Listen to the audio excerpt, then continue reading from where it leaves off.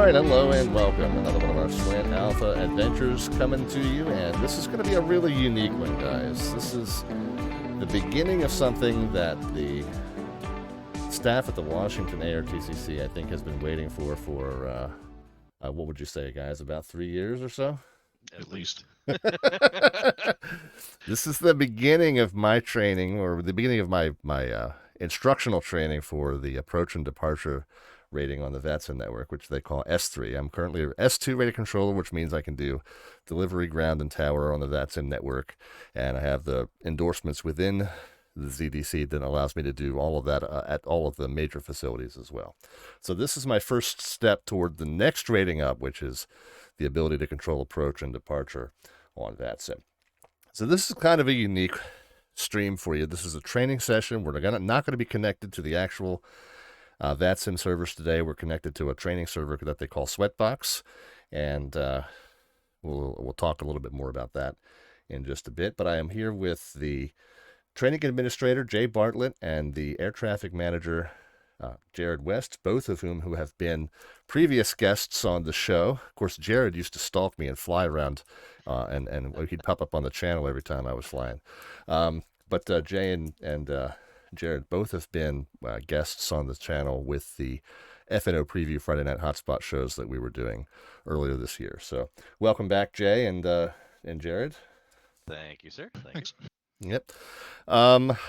So this is kind of a very unique thing. This is not something that's ordinarily done on a live stream, and I wanted to kind of stress that we did get both Jared and Jay's permission to live stream this with the instructional audio as well. So this is really something that's kind of like not at all kind of the norm for a VATSIM controller to stream their training sessions or to have their training sessions kind of open for everyone to see. So this is an experiment, and it's an experiment in many ways. And because it's going to be, more instructional, it's probably not going to be a whole lot of chat interaction today. Matter of fact, I'm going to go ahead and put this message up on the screen right now. Host may not be very interactive with chat, so please, for your viewing pleasure, here comes my my S3 instructional session. But unfortunately, I probably won't be able to say hi to you guys as you pop into the chat. I apologize for that. If there's follow alerts and other activity going on that causes stuff to beep in my ears, we may end up muting that as well. So we'll have to see how that goes. But at any rate, here it is, and you're looking at what currently is my setup for VRC. We're not going to do this in VStars until maybe I get a little bit more comfortable with approach and departure. But for right now, we're in VRC, and man, looks a little cluttered. You guys hopefully will help me figure out which of these lines and dots are meaningful to me and which of them I can get rid of, but we'll probably get into that a little later on as well. Yeah. Okay, very good. I think I've done all the intros that I need to do, guys, so why don't you start taking me through what ordinarily would be the lesson plan for the first S3 session. Well, thanks, Rob. So, normally what we do is we kind of go just a brief overview of what you learned during the VATSIM Academy. We'll ask some questions, see how well you retain that knowledge, and then if you have any questions about that specific subject, then we can definitely clean up your VRC a little bit. Good. And get that. The funny thing about that is that all those things are important, but not important at once. So, right. Okay. Right. It's kind of the least is best, as you'll find out as we start doing some Sweatbox sessions. Sure. After that, we'll talk about stars, standard arrivals, and then we'll talk about instrument departures, and then we'll do some approach stuff, and then we'll throw you on Sweatbox and do some vectoring. All right. Normally we start with Chesapeake, and just to kind of high level it, we start with Chesapeake, which includes Baltimore, Martin State, as you know, and the other satellite fields in the area. Right. And then the next progression for you would be Shenandoah, and then finally Mount Vernon. Once you get Mount Vernon, you can do all of Potomac as once. Right. Got it. Yeah, I'm very, very anxious to start with like as little an airspace as possible. Well, I wouldn't say little. I think this is probably the territory-wise, probably the biggest of the three sectors, isn't it? It is, and that's also why we start with it, because you have a lot more room to work, right? Okay. It'd be makes suicide makes if you sense. started doing Mount Vernon. Gotcha. So you have plenty of space to make mistakes in. You do. And the key thing, and you'll hear Jared and I say this throughout your entire training, that worst case scenario, just give them a 180, let them fly south, and then work them back in, right? And Oh, just okay, keep that in right. your mind. You got plenty of space to do it. Right, the They're panic panic vector, as vectors they for call it. you Yes. as well. A little bit less space in e-stops, but A little Okay, less space in these stops, but gotcha. still better than 15 miles of Mount Vernon. So. Right. Jared, do you want to say anything before we start? Nope, I'm good. Okay. Right. So kind of in your learning and knowledge and just general knowledge on the network, what do you think approach is and what do they do? Okay, so my concept of an approach controller is that they're the ones basically that take aircraft from the en route session or the en route segment of their flight and direct them safely to the beginning of their approach while coordinating them away from departing traffic from that same airport and arriving and departing traffic from other nearby airports. Perfect. Yep. Okay. One thing that I always say is you will get used to saying the same thing over and over and over again, especially on a live network during an event. There's, generally speaking, we keep everything flowing the same, and you'll definitely be saying the same thing over and over again, which Sure. is that, right? It's the control, it's the slowing everybody down, it's making sure that they're sequencing in correctly, and that's exactly what they do. Right. It's obviously broken up between departure and approach, and you know all that good stuff now. Yep. What you said initially in kind of the theory behind what S3 does is it keeps aircraft separated from each other in the TRACON, and there are some requirements for separation in different class airspaces in the United States. Right. In the Bravo, for IFR to IFR traffic, do you know what the separation requirements are vertically and laterally? Yes, this I remember. So in the Bravo, and of course that's within, I think, 40 miles of a primary radar site or something like that. It's 3 miles laterally is considered radar separation, and then if you're applying vertical separation, that's 1,000 feet. Perfect. Okay. Now, obviously, we do have VFR aircraft that fly in, or true. flight plans that fly in. What are the separation between VFR to IFR in the class Bravo? Oh, good. And this, see if I do remember this. And you can always refer to 500 feet vertically.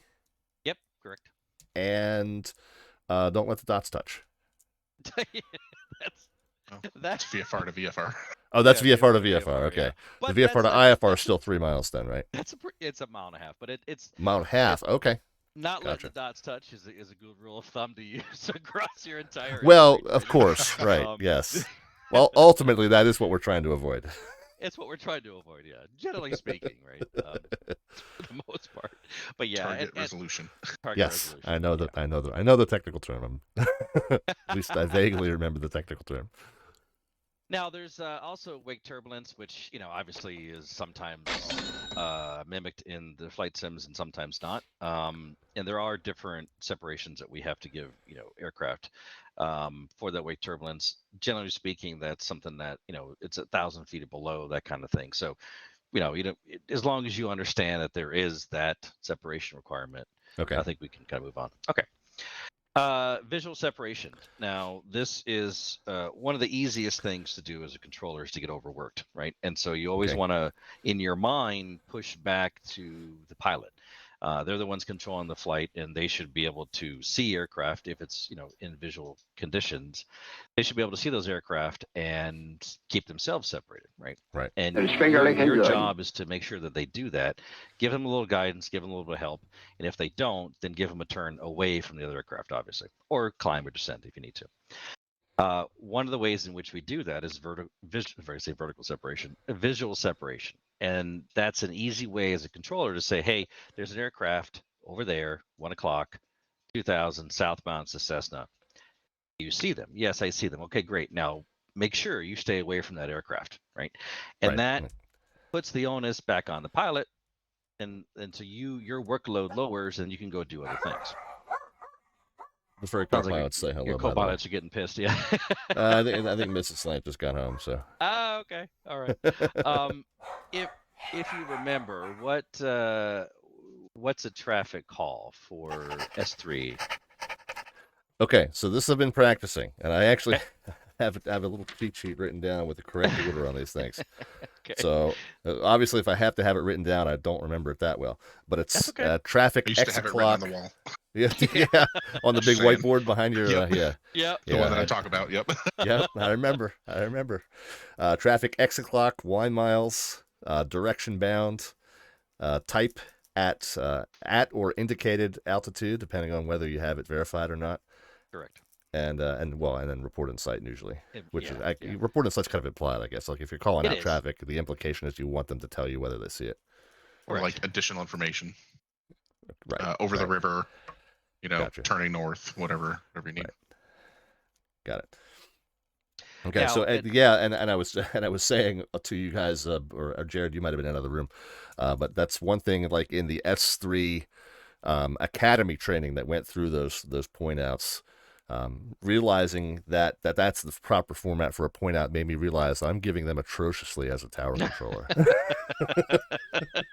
Well, as a tower controller, you have the luxury of using the traffic pattern also, right? Yeah, right. So there's references like, so if you say he's on a 5-mile final, then altitude's kind of implied, direction's kind of implied. You can omit some of those things legally, but I just realized like there's a whole bunch of information that I'm like habitually leaving out. So hopefully this will make me even a better local controller as well. Well, anyway, sorry, I digress. It's okay, and you will see that, right? You'll be able to see those things and reiterate in your brain, because that's I was telling you earlier. There's at some point, I may get them out of order, right? I've been doing this for 10 years.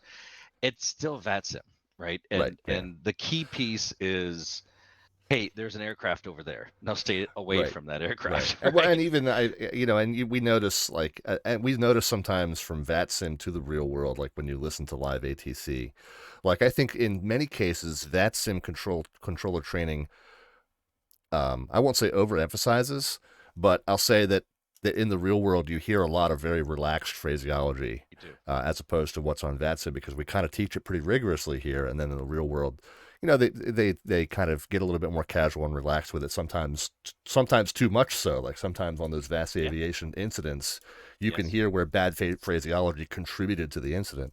But there's definitely a difference between what's in the book and what gets applied in the real world for sure. Especially at Kennedy. But we'll leave that. Well, that's well, there's some things we do even at DCA, and it's goes down to operational advantage, right? Right. Yeah. And I think that's also they're professional controllers talking to professional pilots, right? Right. And that's true. we're hobbyists talking to other hobbyists, and and doing a lot of teaching and doing a lot of teaching among it, right? It's like an S1. That's a fair point. The S1s they tend to go a little bit crazy with is this flight plan 100%? Is is it follow the PRD, and that's yes, in the real world they may not necessarily worry about that as long as it flows, right? So it's there's the key piece there is making sure that yes, I'm identifying there's a traffic to your 1 o'clock. They're about 5 miles away from you. What are they doing? What type of aircraft are they at? What type of aircraft are they, and what type of altitude are they at? Right. And then there's the second type of traffic, and that's called a traffic alert, and that's the you need to do something now. Yeah, my scope just beeped at me, and now I'm panicking. Yeah, yes. And you will find over time that the best thing you can possibly do, especially in VRC, you can in VSTARS, and I can show you how to do it in VSTARS, but in VRC, you want to turn off the sound for the conflict alert. Right. I remember there was the settings in the general. Oh, yeah. Yep. Just and I've already kind of decided that probably for approach and departure, I'll replace the P56 bust count that I usually have running for DCA Tower with a conflict alert count. That's actually, what? A deal count. Yeah, deal count. That would be, yes. I'm in favor of that. That'd be fun. Yeah. Until pilots catch on and start doing them on purpose. Well, which I already see with the P56s every now and then. I already am all the pilots. What are you talking about? Now, if you institute a shot at home on your stream every time someone does a conflict, then I may fly in your stream just to just to buzz on my traffic for me. Buzz on your traffic. Buzz the traffic, and therefore the controller gets buzzed also. That's right. I see how it works. Right. You can't do Red Bull shots either. I know the difference, sir. So there's a couple of ways in which we actually identify targets, and they're grouped into what two types of identifying targets? Primary and secondary radar. Okay, so give me what are the ways in which you can identify primary targets. Primary would be where is a position, X number of miles north of such and such landmark. Perfect. Or yeah. Yep. What else is primary? Primary is a turn, so 90-degree turn, or what's I forget what the minimum turn, like a 30-degree turn or more. Yeah, 30 degree. 30-degree turn or more, but you have to make sure that there's not another target on the screen that's also turning at that same direction. At least 2 turns. 2 turns, okay. And this is VATSIM, and so there's the potential for somebody to hear the call sign incorrectly and make a turn. True. So make a turn. That happens in the real world. Yeah, well, that does surprise me. And then I think the other one was, and I might be missing one. I think if they're coming straight off of the airfield, I think you can identify them that way. Yeah, so it's within a mile off the runway. And obviously that's your primary airport. You can identify a target off.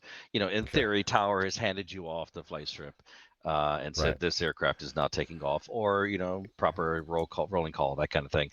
This aircraft's taking off. Boom, and then you see the aircraft take off, and then you give them, the primary identification. So there's primary identification. Okay. Yep. Did I get all of them? Yep. There's 3. Okay. There's 3 of those, and then there's 3 of the secondary. So secondary identification, what are those? Well, observing the change in squawk code. Okay. Observing the ident. Okay. And that other one. It's related to squawk. It's related to their transponder. Okay. So observing the change in squawk is one, but observing them squawking in a sign code would be another one. Yes. Well, sort of. And what else can they do with the transponder? Yeah. Oh, stand by back to Yep. Charlie. Yeah. Yep. Exactly. One of the other things that you will see when we get into satellite fields, which we're not going to get into very much here today, but is the cancellation of radar services. Now, VFR, as you well know, VFR can be flying along in IFR and then say, okay, I'm done. I don't want to fly under your control anymore. I'm outside the Bravo, blah, blah, blah. And they want to cancel IFR. And so you're going to cancel the radar services. Do you remember what that phraseology is? IFR cancellation received. I think technically you're supposed to give the Zulu time, but most VATSIM controllers don't. They don't. And maintain VFR frequency change approved. Yep, radar service is terminated. That's the key. Radar service, right? Okay, so that's right. That's why it's usually put first, because I'm telling you, even though you requested it, I'm telling you as a controller, right? We're no longer watching your separation. Effective exactly. now. Yeah. So your separation from the mountains, which don't exist at Baltimore, to the aircraft is on you now. If they are canceling IFR, you also add in squawk and maintain VFR, or just squawk VFR. Okay. And then the frequency change approved. Right. Got it. Okay, so now we're going to talk about SIDS, and this is usually STAR, excuse me, and this is Jared. Did you have any other questions for him about the preliminary stuff? Okay, so this is generally when we talk about cleaning up VRC, because most students do what you did and throw everything on there. Well, I didn't put. I took off the diagrams because I realized there were diagrams for every SID and star also. Yes. And I realized, okay, that's too much. I already took those off. But I think like the RNAV tracks, the RNAV approach tracks, I can probably take. Well, yeah, I'll tell you what. You tell me what I can put on and take off. So and I'll get the diagrams conceptually, and I think this should be an easy question for you, but conceptually, what is a star? First of all, what's it stand for, and what's it do? Okay, so star is a standard terminal arrival route. Okay.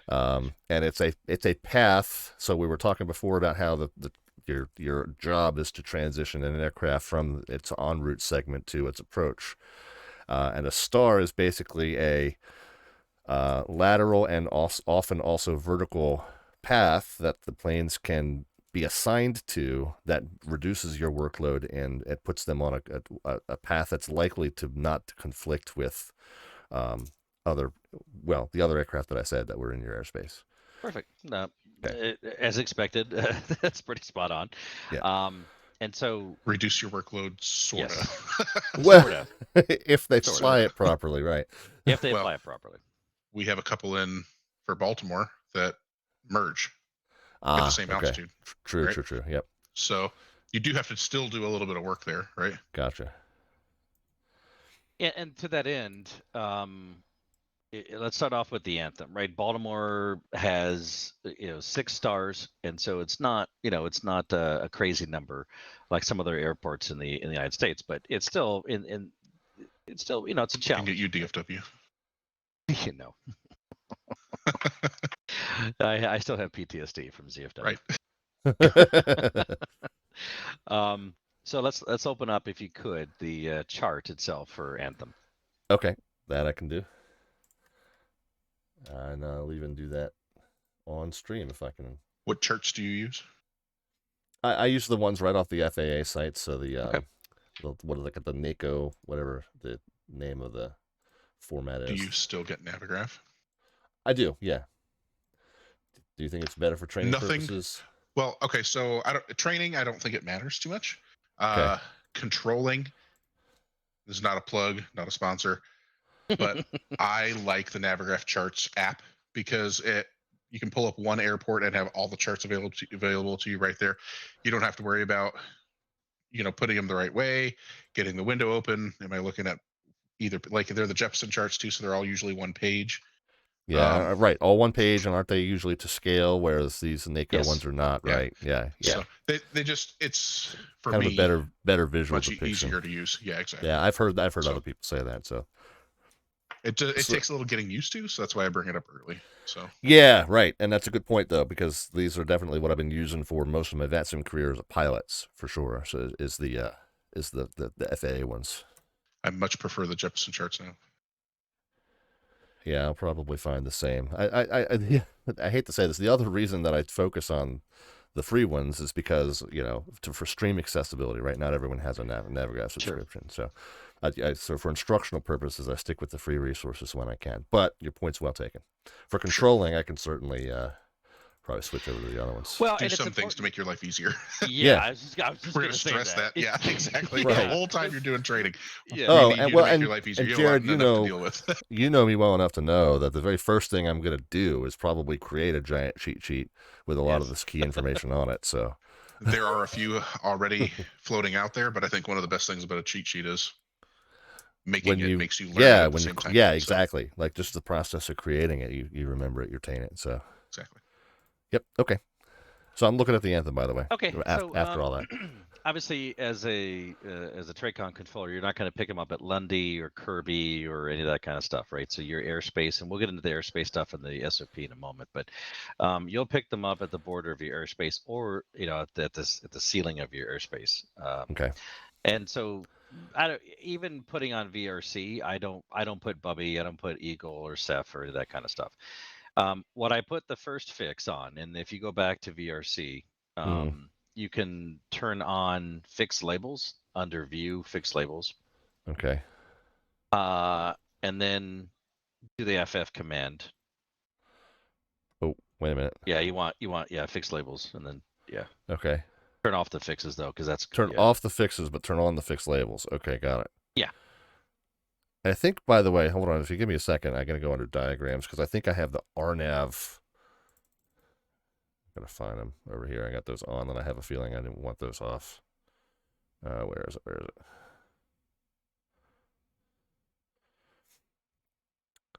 See, Kyle reorganized all this stuff, and it's fantastic.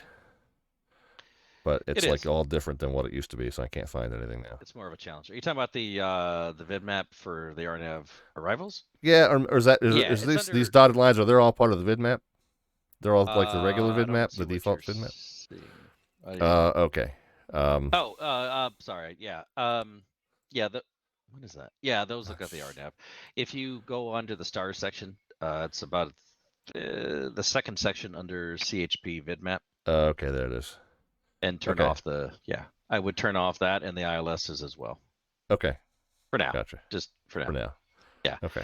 And then, as you get kind of more comfortable with the fixes, you can, and where they're at, generally speaking, over time, you'll kind of go, okay, I know where Anthem is. It's, it's just to the east of Martinsburg, between Martinsburg and Westminster, VORs. And okay, I know where it is. I can turn it off, right? So it's up to you to obviously your scope and that kind of thing. Right. Initially, if you want to see the center lines too, you can do under view. There's a runway center lines option. Yeah, right. And I turned that off too because it was duplicative of the ILS stuff. It looked like, but it is. Where's the center lines? And then I think I reduced runway them center lines right there. Yeah, I reduced them to 10, just because I think 20 was like too. They were crisscrossing each other and it's too cluttery. So that's up to you, but I leave those on because it kind of gives me a point to where they're going to intercept the localizer. Okay, yeah. Well, that I turned it off because I had the ILS ones on, but with the ILS ones off, it makes sense to have these on, and these are nice. First of all, they're in a different color, which is, I think, makes it easier. It does. And then secondly, you can change the length, I think, too. So anyway, all right. So you were talking about adding certain fixes. Yeah. So do the FF command, so .ff, and then put Anthem in. And THM. Yep. Okay, got it. It's right up over Frederick, it looks like. Yep. And then. And if you ever wanted to find one without putting the name permanently up on the screen, like, hey, I just need to know where this one fix is, do .find and type Anthem. Gotcha. And put some target symbol there. Put a little target up there. Yep. So you can do it either way there. Yep. And then it'll go away. See. Yep. Cool. So now there's gonna be a lot of flipping back and forth, so I apologize. But go back to the chart. I think the second page. Yeah, I got it on my second monitor, but I think for instructional purposes, I'll bring it back over here. Yeah, and personally, for my personal taste, I don't care about Rocket, right? Because it's pretty much after Anthem, they go on a heading. Line. Yeah, 098 to flag, right? And so, but now I do put flag, and flag is important. They make a very distinct turn there. Yeah. Mm-hmm. It's funny that we use the same words, distinct. See, great minds. After flag, I also put stars, and stars actually is where the two arrivals that come in generally from the north-ish, they merge, and they both, the Trish and the Anthem, both in east flow can converge at stars. Got it. And again, as you kind of progress, you can take them off if it's too busy. And, there is, most of the vid maps have a little crosshair there. That you start to know which ones are which without having to look. Yeah. And then after that, I put hoist. And hoist is the last fix on both of the Anthem and the Trish on East Flow. Right? So it goes stars, stripes, brave, and hoist. And at hoist, and Anthem and Trish are pretty much your two arrivals that are on the and the Westminster, but those three are pretty much going to be your north downwind, right? Right, got it.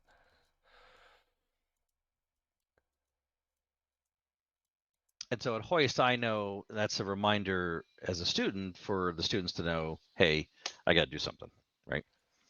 Unlike the MIDI, when we're west, you do have to give turns, right? To final. Gotcha. And so that's it. Right now, the other side, if we're landing west, I don't particularly put Old Bay, or I think is what it is, or crabs.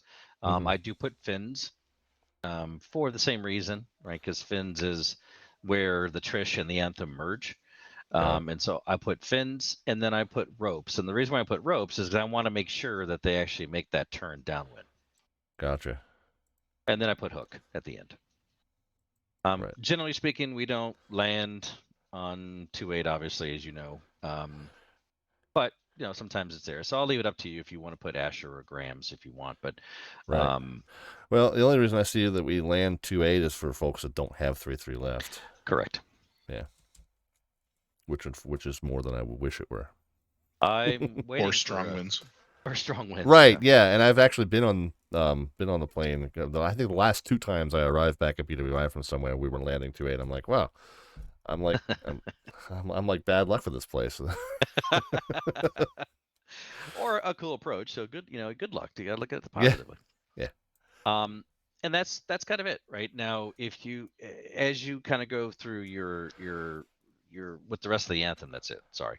Okay. And as you kind of go through it, you can turn on ones that you think are important, turn off ones that you just don't care about anymore. Yeah. So what if I do FF again? Is it going to take it off? Is that how that works? It takes it off. Yeah. Okay. Got it. Yeah. So I'm not going to bore you with the rest of it, but you can kind of do that through the rest of the arrivals. The MIDI, for example, I would do the first intersection would be MIDI, and then obviously JANS is important because that's when we're landing 3 left, that's where they pick up the ILS or nav. I would probably put on Navy and Navy EY. That's where MIDI when we're landing east.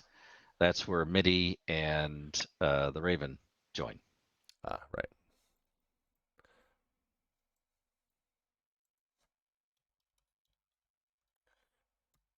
Okay, there's Navy. And what was it? You said MIIDY is the other one?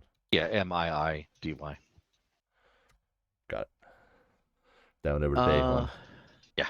And then with the Ripken and the Westminster, I usually, obviously with the Westminster, the last fix, the last nav aid is Westminster itself, the VOR. Okay. You don't need to add it because it's there.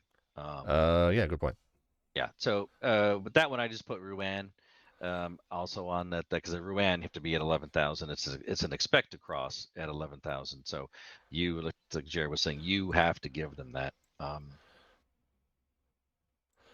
is that close to Anthem? They're like right on top of each other. They are pretty close, yeah. That's crazy.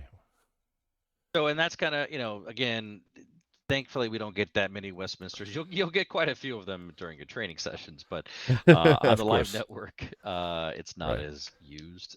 Maybe because it's a RNAV, it's a non-RNAV, so people kind of 1.21. So yeah, you like the wiggle. And that's kind of the theory when it comes to adding the fixes, right? Okay, got it. Likewise, on the SID world, generally speaking, I will probably put something where, like, for example, if you look at the Conley for SID, I put O's as a student because that's where they should turn to the southwest-ish. Kind of beyond that, I kind of just if it looks like they're in overtime, you kind of get used to it, but it's your personal preference. Most of the departures kind of flow through the same gates, and so it's relatively easy to kind of make sure that the pilot's doing what you want them to do. So I'll leave that part up to you, what you want to handle. Now, the Paleo and the Swan, you have to give vectors to the first fixes. And so you probably want to put Paleo as well as Swan. So PALEO and SWANN.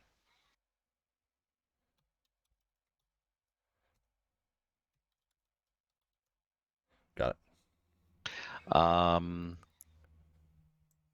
Let's see.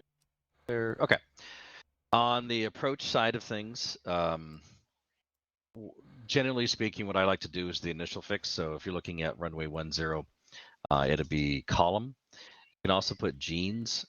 Court is, for now, let's not worry about court for now, as you know, for the first couple sessions. Give me a second. Let me pull up the ILS to 10, and I can get these spellings on these points here.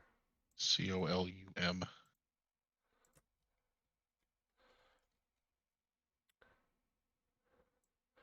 Got it. Okay, COLUM, and then you said you do or do not worry about jeans in court. I would put jeans on there. Okay.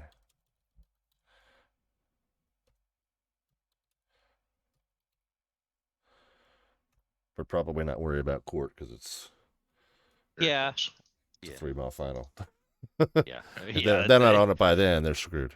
Yeah, if you're using court, it's we have a problem. Yeah. Cleared visual approach. Right. Yeah, exactly. Yeah.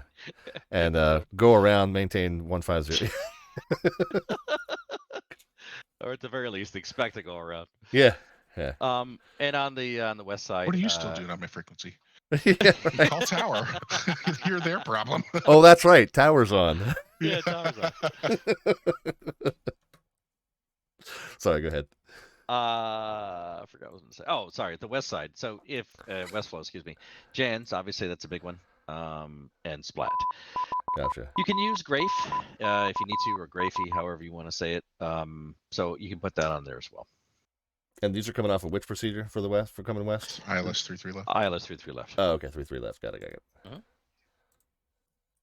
They're also on the RNAV Yankee. Gotcha.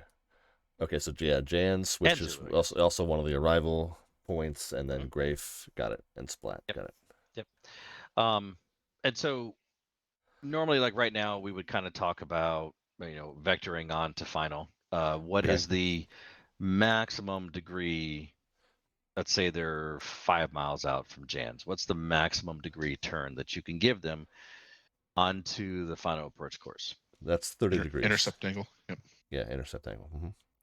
30 degrees. So 305 to and then of course I guess you correct for wind, right? But straight track would be a 305 to a 005.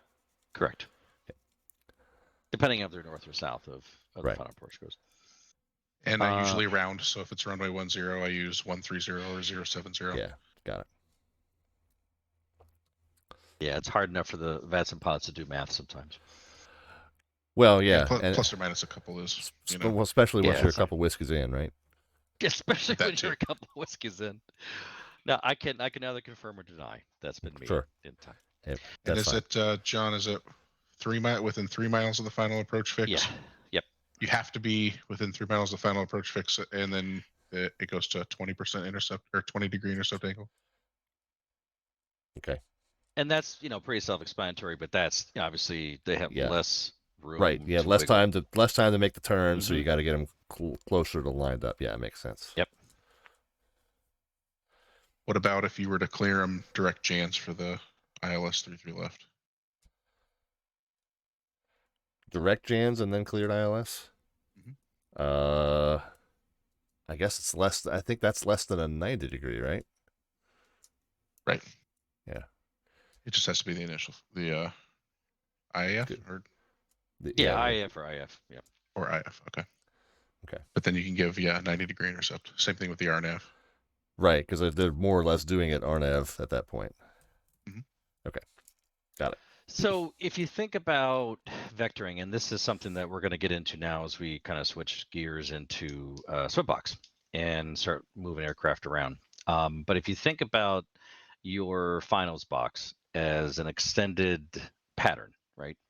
And it's easiest. I mean, you've controlled tower more than enough. You know what each leg of the pattern is, right? Sure. And if somebody's coming down on the trish, they're going to be effectively on a downwind, right? Okay. Yep. And then you're going to give them a turn to base, and then it's not not a perfect turn, obviously, because they're a little bit faster than the pattern and higher.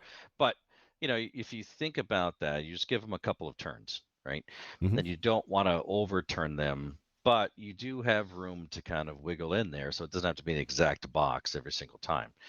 But if you keep that sort of mentality of, okay, it's just nothing more than an extended pattern in the tower airspace, then that makes it easier for you when you're thinking about where do I need to turn and when do I need to turn them and stuff like that.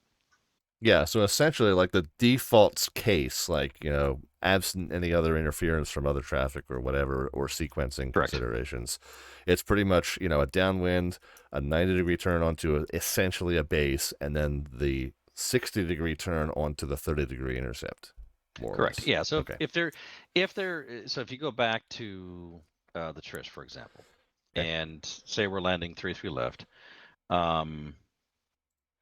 so they'll be on a heading of 155, which is essentially the reciprocal of the runway, right? Yeah. And so you're going to give them a turn. Let's just box it out for me. So if they're 155, what's the first turn that you're going to give them? So they're going to be on a base leg in theory. Yeah, so base leg is going to be you subtract 100 and add 10, so 065. Okay. The other thing you can do is actually go back to VRC and locate hook. That's a good one. Sorry, Jerry, what were you going to say? I thought you were going to show him how to do the ruler. Yeah, I am. So that's a good one. Yeah. So fine hook for me. Okay. HOOK. Okay. Yep. And then so double click hook and hold it, and just do like your normal ruler.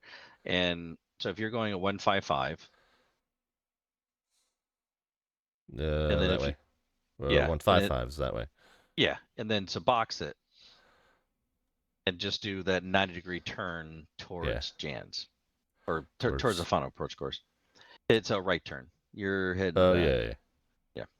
Oh, a right turn. Yeah, duh. Yeah. All right, so instead of 155, it'd be 245. Yeah, 245, or 235, 245. It's somewhere in there. I use 240. I always use zeros for the headings. Yeah, I mean, it makes sense. 245 is the same as 240, and it's just easier to get off the frequency. You know what I mean? Unless you need something really precise. And that's just right, because you can kind of just assume that the runway 15 is 150, runway 33 is 330, even though it's not. It's close enough for the. You don't have to be exact. Yeah. Got it. And we'll get into, as you start to see the Sweatbox files run through, and you start to see the speed and how the speed impacts it. We'll get into all that stuff later, but you have to take into account how fast their ground speed is, right? So if they're 250 on downwind, that's going to be a longer turn than if they're 210, right? And they really should be, they should be at 210 by, I think, key. Let me look. They should be at 210 by key, and then that's where they should be. Now it's your job to make sure they are. Maybe they have a heck of a tailwind, and their ground's pushing them to 260. Well, you got to slow them down even further. Right. Okay. Otherwise, it's going to be a wide turn. But short of that, everything being equal, no wind and everything else like that, there should only be 2 turns. Right. Turn off of the approach. The arrival, and then a turn onto the approach. Gotcha. Okay. So you want to keep it as simple as you possibly can. The key piece that matters the most is leave them on one of the key pieces that matter the most is leave them on the arrival for as long as you possibly can. And it's designed in the real world, and we just benefit from that. It's designed to keep that traffic flowing organized, to also lessen your workload. Got it. One of the things that we see students do all the time is they'll take they start freaking out, and then they look at 2 aircraft that are merging, and they start giving a vector to the east. That's great if that's what you feel like you need to do it. Well, you put someone out over the bay, now you got to filter them back in. And so that becomes more of a challenge. Right. You have to talk to the aircraft 4 or 5 times more than you would than if they were just on the arrival. Gotcha. Yeah, and that's a big. I know Jared's big on that, like talking about VFR handling. It's like there's a tendency to over control. Just one instruction might accomplish the same thing as 3 instructions if you think about that one instruction and issue it carefully. Exactly. And when you do it carefully, it's also not adding a bunch of different things at once. A lot of times students will give like 4 or 5 things at once. Well, I can guarantee you. Speed, heading, altitude, all at the same transmission, and after such and such, then there's the PTAC, and you're given, you're in a 30-second transmission to a pilot who's then expected to read that back and do it at the same time. Exactly. Nothing bad's gonna happen. It may not happen right then, but it's like giving clearance to someone when you need to give an approach clearance at the same time. You're having to wait for them to read it back, and you're like, "Oh my God, he's flying through the final approach course." Been there, done that. Definitely. And a lot of this stuff you'll learn over time, especially when you got a live network when you get your solo, because you'll find out quickly. That's a good point. I don't mean to interrupt, but at what point do we start talking about like top-down control with with the tower's responsibilities, the ground taxi movements, and all that at the same time? Is that part of the training here? Is to control it from a top-down, or are we focusing? No, not usually. No, normally, unless there's the students having problems with it. But I think you can. You have enough experience to know. Right. I was going to say, as an experienced S2, you trust me to handle that part. Yeah, we're not going to. Well, that was your first mistake. Yeah, exactly. If you want to talk about it, we can. But I meant it from the standpoint of like tips and tricks for managing all that at once. Sure. But I guess we'll get into that. The VRC side of things, and VStars has an ASDEX window that can pop up, which is actually pretty useful. Yeah, which I except it use doesn't for have the local control all taxiways, the time. which Yes, yeah, agree. which is annoying as ish. And so I kind of sometimes still open up the ground chart because I don't memorize the taxiways. I mean, I know Tango and Papa here in uniform, but Yeah, if someone's going to the cargo up on the northeast side, it's like I yeah, think it's Juliet. I don't know. right. So and so and the Aztecs doesn't really help you. But here in VRC, I would open up a second window like you probably have done multiple Yeah, times and right. have that zoomed Yeah, in. obviously I've got it here. I can zoom in here. I've got it, but yeah, no, having it pop up in a second window is really useful too. Yeah, and it really helps to keep one window zoomed out too, so you don't lose. You know, it's easy to get the blinders on and be zoomed in and just forget about everything. Oh, I know. Your finals box. The biggest, like even for tower control, like one of my biggest revelations was having multiple windows open, have one on the ground map and one on the tower airspace, and not have to constantly zoom in and out. Like, 'cause it was getting me seasick just doing it, and it was getting my viewers seasick watching me do it. Yeah, for sure. And you really should be able to control from the view that you have, zoomed out, right? And over time it becomes easier. In VStars, I never zoom in. I can't because especially if you work all Potomac combined, you have James River to worry about. And so if you're focused in on a finals in Mount Vernon, in your scope, stuff. You're gonna miss stuff. And so it's better to have those, like Jared said, those secondary windows open so you can kind of make sure you catch everything. Right. Might need to buy a fourth or a fifth monitor here. Anyway, I'm sorry. Yeah, you might. You got some room somewhere, right? You got a little space. I don't need to see the stream chat that bad. VATSIM got me a third and a fourth monitor. Yeah, very nice. So let's talk about VRC a little bit and how to set it up for radar. In your radar mode, what do you currently have it under? So I set it to stars, but I will use whatever you think is best for beginning. Stars is okay. Stars, I personally cannot stand that stupid. I think it does a line or something, right? Hold on, let me do mine. It shows you what direction you are from the radar tower. Oh, okay. So on the returns themselves, you get a little hash mark that tells you the radar signal came from what. Yeah, I gotcha. I think you can use anyone that works for you. I mean, when I did my S3 Chesapeake training, I did the whole thing in tower mode. I know people probably freak out about if I said that. Oh my god! But you know what? They're the only airplane. The only airplanes in your scope are the ones you have to talk to, so it doesn't really matter. You know what I mean? Right. Yeah. I know, right? This is. Do these different modes affect what's in the data block? Yes. Yes, it does. Okay. Yeah. And well, I know that ground and tower changes. I'm sorry. Go ahead. Yeah, we both use DSR, so that's a good. Again, if you want to use stars, by all means. I don't have a preference at all. What do you think is the easiest for a beginner? I would start with DSR. Okay, done. And then there are obviously key commands, right? So you can pick up tracks, things like that. If you click F3, you'll get a .qt, and then hover over. If you look out over near Waterloo, you've got an aircraft out there. Waterloo's just. What do I tell you about F3 and F4? ATR. You remember, Rob? Yeah, F3 is hello, F4 is goodbye, I think. Yep. Is that the way you said it? Yeah. Exactly. Yeah, that came in useful. I very rarely use it as a local controller, but it came in useful the other day. I was accidentally tracking somebody that was on the ground at BWI, and somebody popped over and told me, hey, I needed to drop them. And I'm like, okay, F3 hello, F4 goodbye. Okay, F4 click, done. Sorry, it's definitely a lot better than right-clicking, that's for sure. And that's what I have always kind of done in VRC. It was a right click, and then you get this menu that's got like 15 options in it. You're like, where is it? Okay, so F3 track.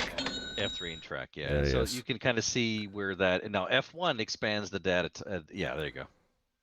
So one way that I use DSR, right, is on the very top there. Do you have quick look turned on?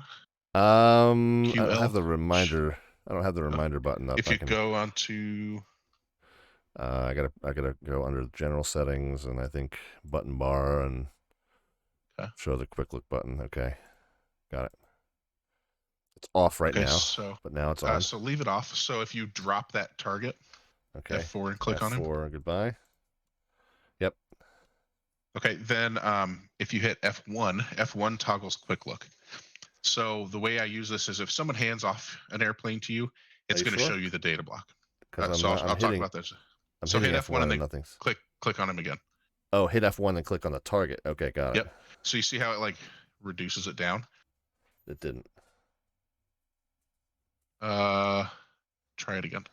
F1. It should put okay, .tp. got it. Okay. Yeah, so I had some other garbage in the command line. That's what happened. So if I pick him up and then I hand him off to you, okay, it's going to show you the full data block, right? So you can pick it up.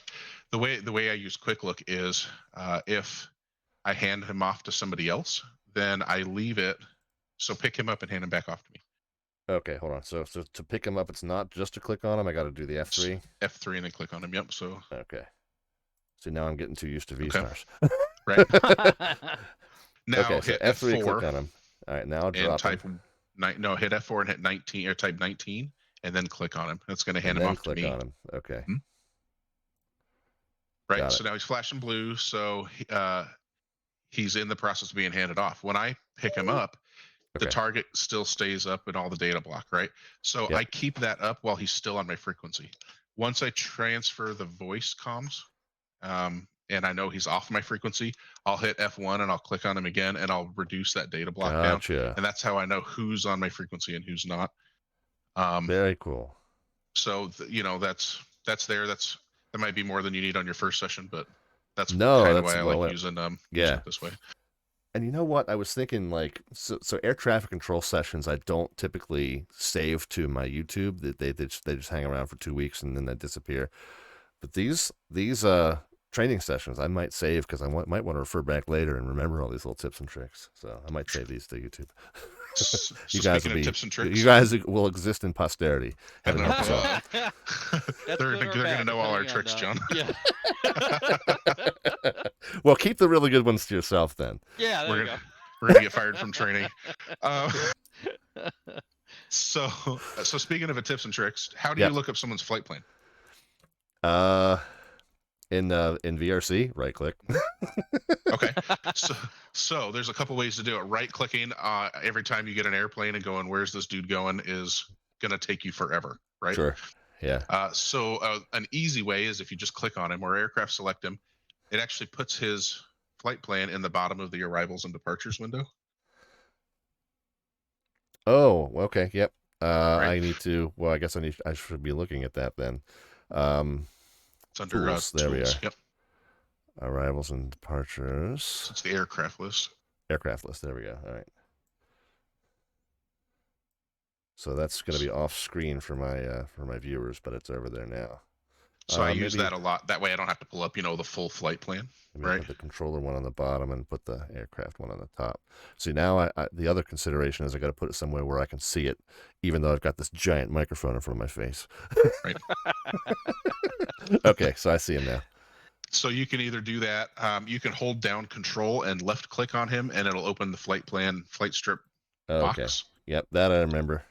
Or you can hit F6 and you can click on him, and it'll also open. And that's the V-Stars one, right? That's the V-Stars one. Yep. That's a V. So there's some other ways, right? Instead of having to open his flight plan box, if you wanted to change his altitude, or you wanted to, we do hard altitudes for like descents into Potomac. Okay. So if you're actually changing, when you say hard altitude, that means it's put into the cruise altitude box in the flight plan. Right. So as someone's descending into Baltimore, right, we want you to be able to keep track of what altitude you've sent them to, right? So he's on the deal. He's going to DCA, right? But you still give him an instruction, which is descend via the deal to arrival, deal 3 arrival, right? Okay. So if they're in South Ops, the bottom of the deal arrival is 10,000 feet. You want to be able to tell the next controller, right, that, hey, I've given him his descent to 10,000 feet. And we do that by changing the hard altitude. So you can either do that in the flight plan box, but that's a lot. Click there, find the box, hit amend, do all that stuff. You can change their hard altitude by hitting F5. Okay. All right. Now I got to start writing shit down. Hold on one second. Okay. Excuse me. F5 altitude. You did it first. Now it's for yeah. John was good. He went ish on me earlier. I noted that. Okay. Okay, so go ahead. If you hit F5, and then you're going to put the altitude in like flight levels, right? So it'd be 100 would be 10,000 feet, right? Gotcha. And then click on. So that's going to change. So now if you expand that data tag back out, so F5 100. hit F1 and click on him. You can also do this to find out without picking someone up. You can expand that data block if you just want to look at it real quick. It still says, oh, okay. So it says signed 100 and then current 150. Yeah. Exactly. So yeah, it gives you that little stuff. If you want to expand every data block, you can just click on QL on the button bar, your quick look on the button bar, and turn it on, and it expands everybody. Okay. So let me, first of all, undo him, and then I'll do the quick look. Got it. Okay. Right. Cool. So yeah, so that it changes it there. You also can do a temporary altitude. Like if it was someone climbing out and you gave them something non-standard by doing F8. So if you do F8 and do like a 040 and click on him. Okay, hold on. I'm writing that down. Okay. So now I gotta go back to my F5 and call that a hard altitude versus a temp altitude. Mm-hmm. This weather thing's flashing at me. It's driving me nuts. Okay, so F8 temp altitude. Yeah, so expand his data block out real quick. Okay. And then hit F8 and do like 040 and click on him. Okay. And you see how it puts like a T there? Oh, got it. So that's how you know there's a temp altitude set. And he would be going. So that's how at least in my mind, that's how I mark anything that's going to be non-standard or that's like a climb that might not be to his cruise altitude. And that way I know that they need to continue a climb, right? Gotcha. So that lets kind of the next controller know that he got something that's not SOP. That's like, it's a means of coordinating something that's like drawing their attention to something that wasn't on the norm. Right. And so now if you aircraft select him or click on him, you can actually see his hard altitude in that box instead. See where it says 100? Yeah. Because that's his actual cruise altitude, right? Yeah, and in the flight plan blocks it says 10,000 feet. Yep. Right. Another kind of useful one is F7. Okay. If they're going somewhere that's not, one of your airports you have in your weather panel already. Okay. You can hit F7 and click on them, and it'll show you the METAR at the bottom of the weather panel for their destination airport. Oh, kind of a okay. cool thing. Yeah, no. Weather panel is another one I don't have showing by default. You're going to want that, especially when we start getting satellite fields. Gotcha. In the weather panel there, you can click on those ones you have all up. You can click on each one, and it'll show you the different METAR for each. Yeah. Or you can click on it in your button bar, but you see how it changes on the bottom there. Yeah. Yep. Just a nice little resource. So, so I think we kind of talked about it already, but when you're giving someone a descent, make sure you're setting that hard altitude. So the guy up north there by Modena, right? He's going to Baltimore. So your instruction for him, that's what Wisconsin 3873. So your instruction for him, right, would be descend via the Trish 1 arrival. Well, you want to set his hard altitude to the bottom of the Trish 1 arrival. Okay. So that I need to know what that is then, apparently, probably. Hold on one second. This is where you'll start memorizing this stuff really quick. Yeah, right. So the Trish, of course, it's not the Trish 1 anymore, is it? It's the Trish 3, No, but it looks like it's 4,000. So, fair warning, these files are a little bit old. I'm using one of our originals. I remember I did the mentor thing for a while too. I know how quickly they become outdated. I make comments about Steve files. This is a classic Steve file. Okay, very good. All right, so he'll get F5'd. Hold on, I've got somebody selected already. So F5 040 and click. Or if you have him aircraft selected already, instead of finding him and clicking him, you can just hit the aircraft. You can do F5 040 and then hit aircraft and select. enter. Okay, got it. And it'll do the same thing. Gotcha. Was that 3 minutes, John? It probably was more than that. Sorry. It was a perfect 3 minutes. The Jared 3 minutes. Jared 3 3-ish. minutes, which is actually 15. We'll play it back and see how long it was. Exactly. Go to the VOD. I'll shut up now. All right. So,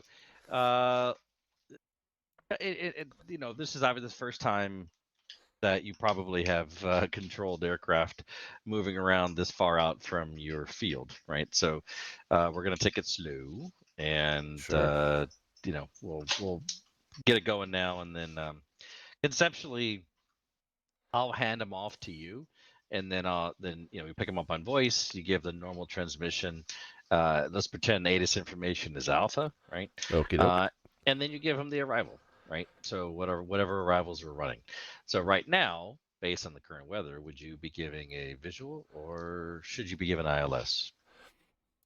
Based on right now, it's 10 statute miles with a few at 14,000. So I would say we're giving visuals. Yeah, you can give visual. And as a as a TRACON controller, you like visuals.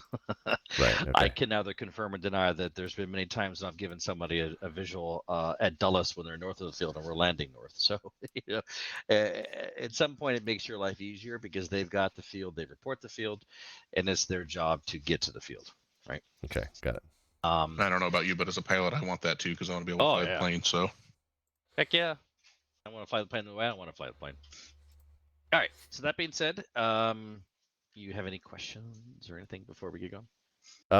No questions. Just I'm trying to prepare myself in advance. So he gets so going back to that SOP, he's on the Trish, and he gets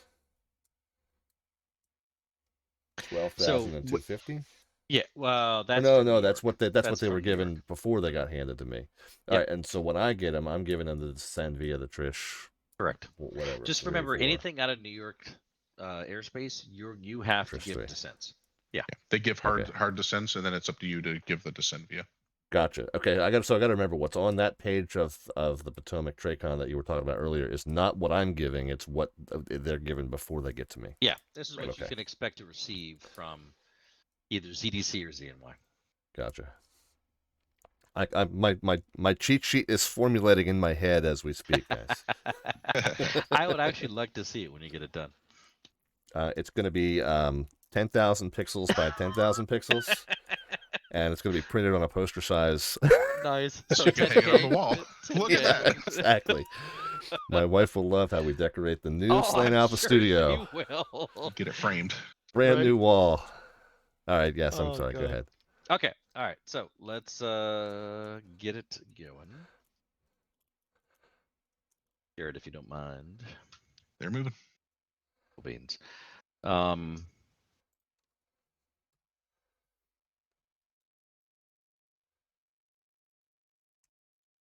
right, already I've got 2 targets on my screen and they're converging. Holy shit. I need help. All right, so... It's not even going to the same airport.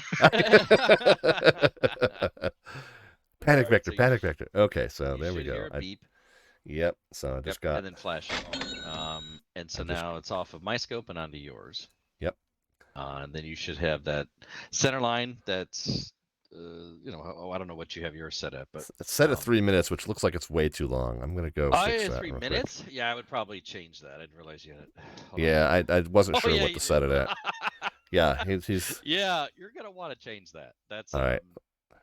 Is that under general? Can you imagine on final? Oh my God! It'd be nothing but like swords everywhere. A sword fight left and right. I can't remember where that is. Yeah. I think it's under general. I got it. Yeah. Okay, that's 60 seconds of predicted track line now. Okay, got him.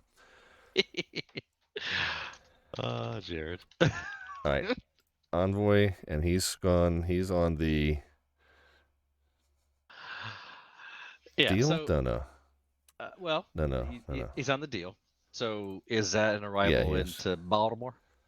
Well, no, that's he's going to DCA. I know that from his data tag. So what do you think, just conceptually, what do you think your responsibility is there? I can't remember if the deal. I'm going to need to give him a descent, right? I don't remember Yeah. whether that's a crossing restriction or a descend via. So it's a But I'm going to have to give him something. It's a And descend then via. it is a descend via. Okay. And then I need to tell him which direction landing National's north or fine. landing south. So Yep. I'll have been briefed that ahead of time. Yes, in But theory. in theory, or if it's not controlled, I'll make it up as I go. Yeah, and honestly, just do your best best judgment. You know, if it looks like the wind, I mean, right now it's 130 out of 6. We're probably south, Yeah. right? At some point, if it's uncontrolled, it doesn't really matter because they can do whatever they want. And once they Right. get to deal the intersection, you're going to hand them off to Unicom anyway. So, Right. So Okay. when they first call you up, obviously, you know, it's the same thing you probably heard 1,000 times on the network, and now you get to give it as the control. Right. Potomac, good evening, Envoy 4418, 15,000. Envoy 4418, Potomac approach. Good evening. Descend via the Deal 2 arrival. Washington landing south. Washington altimeter 3010. Descend by the Deal, Washington landing south. Copy the altimeter. Did you give us the national altimeter or the Baltimore altimeter? I gave the one that says DCA. Okay. So yeah. So I gave him Washington 3010. Would that be the appropriate thing to do, or should I give him the one that's closest to him? I mean, there's, like most things in this hobby, right? Everyone has, I won't say the word, but everyone has one and everyone has an opinion, right? So opinions are like, and everyone has them, right? So Yeah. I personally give, for me, I generally just give him the national altimeter. The one is his destination. Yeah, it's just easier because, I mean, when you get to center, you start of, giving, Philadelphia to people that are going into Newark, and they're like, I'm not going into Philadelphia. But but you're descending to 18,000 by Philadelphia, so yeah. Right. Here it's a little less, and they generally within a couple of numbers either way, right? So yeah. If you look now, it's 310 versus 3011, right? So it's not okay, fair enough. Huge deal.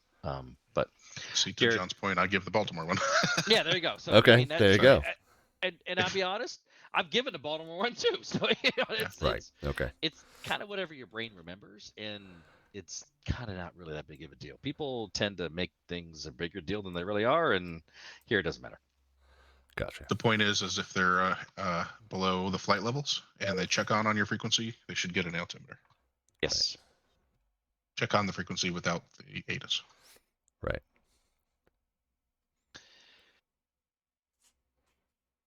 Potomac, good evening, Wisconsin, 3873, 87 information, Alpha 12, 12,000 baht, Troyes. Wisconsin 3873 Potomac approach. Good evening. Let's see. He's going to get that descend via the Trish 1 arrival. Baltimore landing east. Baltimore altimeter 3011. Expect visual 10. Expect visual approach runway 10.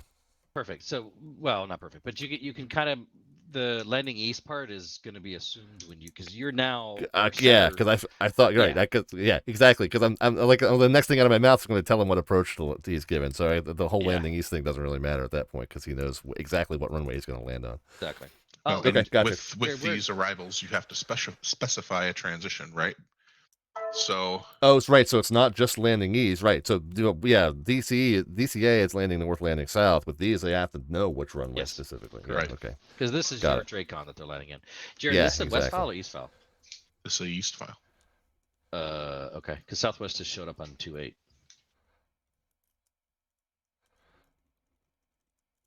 Oh.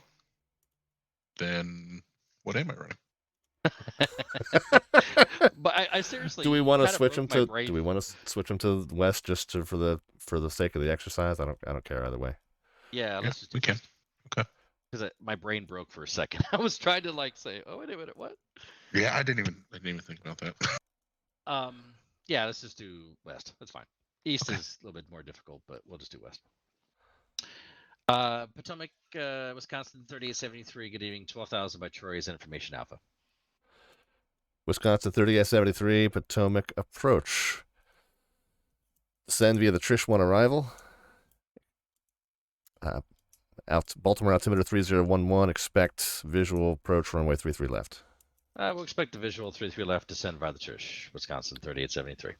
Oh, and I Do would you know say how to do information scratch alpha pad? current. Do I know how to do a scratch pad with the shortcut key? No.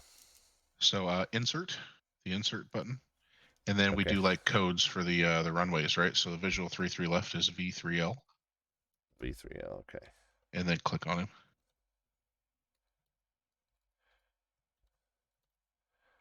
I usually tell my students in the Sweatbox, do what you need, but this is a really good way to remember what you assigned somebody.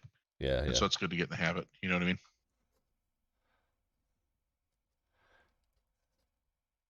Got it.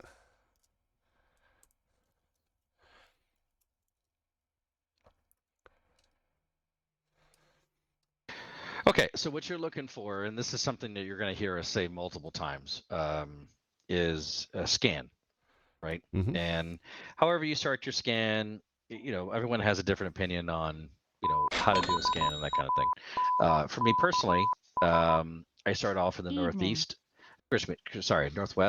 and I move northwest, northeast, southeast, southwest, right? And what you're looking for is things that you have to do, things to look out for, conflicts, stuff like that, right? So you look at Envoy 4418, is he descending? You should see his data tag start to show that he's descending down through 15,000 now, which is what he should be, because you should be a deal at 10,000, right? Gotcha. Okay, but that also means that I forgot to put his altitude in. Correct. Because he's still showing at 15, yeah. And that's exactly why you scan, right? Yeah, So, all right, so... especially because he's going on to Mount Vernon, you definitely want to maintain that hard altitude.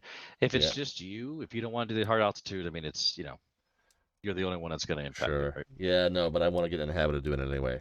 But that means I gotta look it up and figure out what it is, because I don't know what it is. It's 10,000. F5. He said 5? Okay. F5 and 10,000 a deal, yeah. Yeah. Potomac departure, good evening, Southwest 3417, passing through 2.4.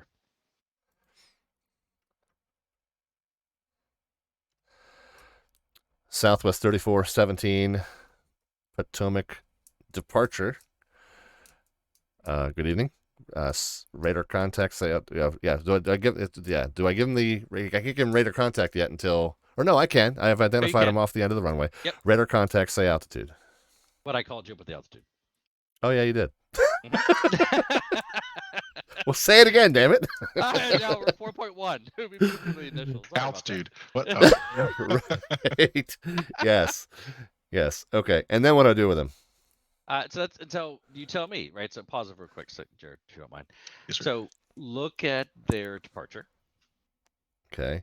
So he's on the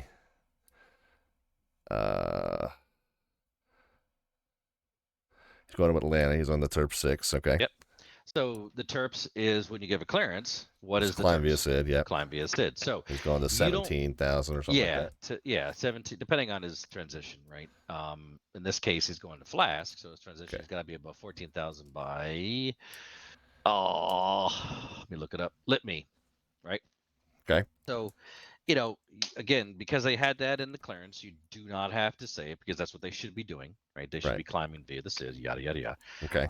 You're going to monitor them to make sure that they're actually doing it. Now, if there's no conflicts, if you don't have any problems, you can climb them to the highest part of your airspace for the area that they're going out of.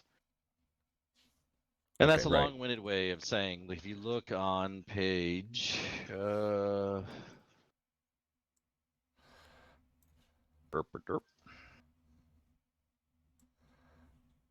10, thank you. I was going to get there eventually. Page 10, it starts with the departure procedures for jets. Gotcha, right? Okay. So he's going off in the general area of what? The destination. If you look at the destination part of the chart, of the, the chart there. Southwest. No, okay. Yeah, he's going southwest. Yep. Mm-hmm. Going toward Atlanta, but I'm trying to look to see if there's any. So all these that are listed here specifically, those are northeast. Yeah, I mean, he's going southwest. He's going toward Atlanta. Yep. So 17,000. Okay. And already know that's the top of the SID, right? Yeah. So he's So I already don't been really given need to that give him any specific climb, right? No, He's already not really, got no. he's Radar already got contact. 17. Yeah. Yep. Okay, so Yep. radar contact, and we're done pretty much done with him unless he Done with messes him. something Now up. you're just going to monitor him because you have to hand him off to Mount Vernon, so you have to make sure that he's actually climbing, that he's Okay. following it. And this is kind of where I meant, like in the beginning, when we look at the stars, is with the SID side, you know, you kind of have to gauge what's important to you, right? So Right. where they turn either northwest or southwest is at Terps. So you may want to put Terps there on your screen just to make sure he's actually on the right transition. If he turns off to the northwest, going to McRae or Jerry's, then we have a problem, right? Okay, got it. But beyond that, it's up to you. And then that's Okay. it. That's all you're doing. Now you do want to pick him up on the target. I don't Yep. see All right. you picked it. Yeah. Nope, that's a good point. There he is. Yep. And so he technically, if you look at his flight plan, ground kind of screwed you. There is no cruise altitude there. So let's just pop one in. Okay. 36,000, whatever. It doesn't matter. Okay, so I'm gonna put that So in. because your data tag will be kind of jacked up until you see that, right? Because you'll have zeros next to the actual altitude. Okay, so F5. We're just gonna say he put 360 in. Yeah. Okay. There you go. So now you see that's the way it should look, right? Right. Okay. And then, but am I then overriding that and saying 17? No. So we don't do temp altitudes unless, like Jared said, it's for whatever reason. Say there was a VFR guy at 6,000, right? And you want to make sure this guy does not climb into him, so you hold him at 4. You can put a temp altitude in at 4 as a reminder to yourself in your scan, hey, I have to go back and tell this guy to continue to climb. Short of that, and short of any reason to keep him at a certain altitude, you don't use temp altitude. Just leave the cruise alone. You know that he's going to 17. Okay, gotcha. So that's the difference. So like for the descents, we're reassigning hard altitudes as they go down. For the guys that are coming off the airport, we're leaving it as their cruise pretty much. Correct. And if you think about the hard altitude on the descent, sorry, Jared, go ahead. I was gonna say, if there was someone at 16,000 over Terps where they're gonna be at 17,000, but you need to hand them to Mount Vernon, right? You could put that temp at 16, and that way Mount Vernon knows, like, oh well, he's not going to the 17 where I expect him at every other time. Gotcha. But standard case scenario, his filed at 360. His data block says 360. Even though I've only cleared him to 17 because because he's climbing via the Terps. We're still leaving that as 360 because I just know internally that when they're on the departure, they're stopping at 17. And when Mount Vernon looks at him and says, "Oh, he's on the Terps," we know he's climbing to 17 already. Gotcha. So. Okay. All right. So when you're going to hand somebody off, hand them to in VRC, hand them to BWI approach, but then there's only center online, right? But in future sessions, you'll have 15 departures on and 4 or 5 approaches. And... We're good, Jared. I think we're coming up on time here, guys. So I like Rob, Jared. I don't want his head to explode and put up Krant and Fluky and everything else. But and the only times that we see, and that's probably one of the hardest things, honestly, I think, to understand from the SOP is who in God's green do I hand this aircraft off to? Right. Well, that at least I have somewhat of a concept of, just because of experience controlling, previously. So. And that's that's going to help you, and I think it's easy to kind of remember. Okay. At the end of the day, there's only a couple of them. Even if there are multiple departures, you're not going to hand off to every single one of them every single time. At the end of the day, you're getting on TeamSpeak. Who's got Mount Vernon? Basically, yeah. We have the training world, and then we have the real world, which is like 15 questions at the beginning of an event. But in this case, center's covering everybody else except for what you have, so you can just radio over to center. Now, looking at this point, before we unpause it, let's look at your scan. So so I got Envoys descending. He's at 12,000 going to 10, so he's good. What do I have going on with that data tag with Wisconsin? He should be going, he was on what now? He's on Trish. He's on Trish. So it says 120C, but I don't remember what I gave him or what he's supposed to be on. C means they're at their cruise altitude. Yeah. Okay, so he's level at what he was last assigned. Correct. Now that and that's the reason why we do the hard altitudes, right? Okay. If it's just you're the only one working Chesapeake, fine. You know whether you've descended somebody or not. Yeah. I still do it because it's actually a check from my aging brain that says, yeah, you actually gave this guy descent. Okay. When you Gotcha. pick up, I do it because I have PTSD from Aaron yelling at me. Right. Well, yeah, you're right. Okay, but that makes sense. So I did tell him to send via the Trish, so he should. I should put 4,000 for him, right? You should put 4,000. Yeah. Okay, got it. That's what you were getting at. Aaron does cause a lot of PTSD. So you're fair enough. 100%. Yeah. So it's it's F5 040. Yeah. And click. Okay. And so now what you should see, right after he leaves Troy's, he's got to get to, I think, 11,000 by free. Either 11, I think it's 11 to 8. Hold on. Yeah, 11 to 8. And then after that, he should be at Trish above 9,000, right? And then he should be descending on a normal path at that point. So you're going to want to watch him in your scan, right? So is there anything you have to do with him right now? Shouldn't be. Okay, so then you move on to the next one. Okay. And one thing that you can kind of put in your brain for that scan is to think about stuff that's going to come your way. So when you look a little bit further down, there's a target that's kind of parallel with the extended center line for Andrews, almost, give or take. A little bit south of that, just entering in the Bravo from the southwest side. Okay, I see him. Yep. Yeah, he's squawking 7104. I see him. Yeah, so that guy, if you click him, you should be able to see kind of what Jared was referring to earlier, the flight plan. Is he arriving at Baltimore? Yeah, he's a Raven 6. Yep. Raven 6. So in your mind, start thinking about, okay, what's the Raven got to get to? If you look at his altitude, so you can expand it out and do F1, expand it out. You've got hard altitude of 6,000. So whatever other controller has talked to him has given him descent via the Raven. Right. Yep. Okay. So what else do I have to do? Okay. Well, he's going to go to Jetna and then go from there. Right. So do I have anybody else arriving in to Baltimore from the southeast? Well, yeah, there's another guy out there. If you a little bit further out, over by Waterloo, ATR, just west of south of Dover. Yep. Yep. So is he going to Baltimore? He's on the MIDI. Yep. Yep, he's on the MIDI, so he's going to Baltimore too.